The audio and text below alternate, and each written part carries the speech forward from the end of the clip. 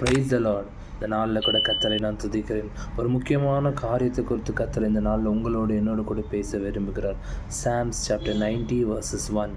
ஆண்டவரே தேவரீர் தலைமுறை தலைமுறையாக எங்களுக்கு அடைக்கலமானவர். இவ்விதமாய் தாவீது ஆண்டவரிடத்துல சொல்லி கர்த்தருக்கு நன்றி செலுத்தவராய் காணப்படுகிறார்.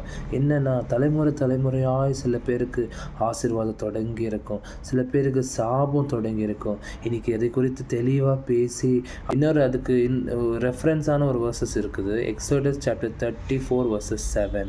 1000 தலைமுறைகளுக்கு இரக்கத்தை காக்கிறவர், அக்கிரமத்தையும் மீறுதலையும் பாவத்தையும் மன்னிக்கிறவர்.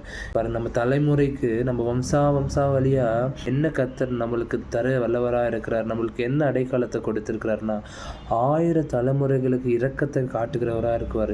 இன்னைக்கு நீங்களும் நானும் ஒரு பாவம் செய்கிறோம், முழங்கால் படிட்டு நம்ம மனம் வருந்தி அந்த பாவத்திலேருந்து விடுதலை பெற்றுக்கொண்டா கூட இன்னும் சில காரியங்கள் தடைப்பட்டே நிற்கிறது, இன்னும் சில காரியங்கள் எல்லாமே ஆப்போசிட்டாக நடக்குது. அப்படின்னா ஒரு காரணம் நீங்கள் நினச்சிக்கலாம், உங்களோட ஜென்ம பாவம் இன்னும் மன்னிக்கப்படலை.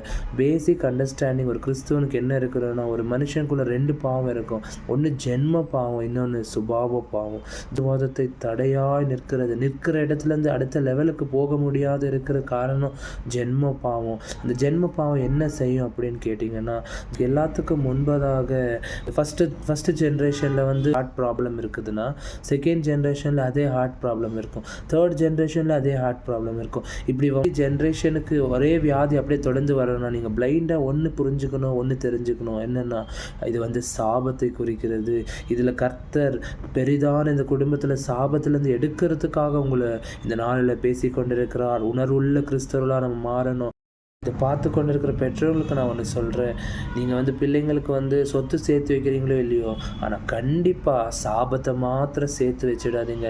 அதை தலைமுறையாய் காக்கிற அந்த தேவனை உங்களுக்கு எனக்கு வாஞ்சையோடு கூட பெற்றுக்கொள்ள இந்த நாளில் நம்ம நடத்த வல்லவராக இருக்கிறார். ஆமென்.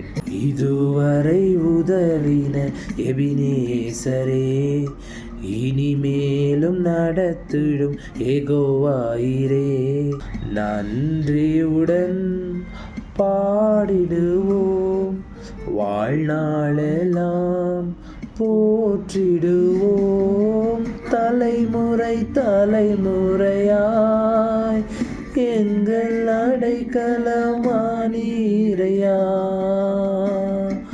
முற்பிதாக்கள் ஆராதிக்க எங்கள் பரிசுத்த தெய்வம் நீரே.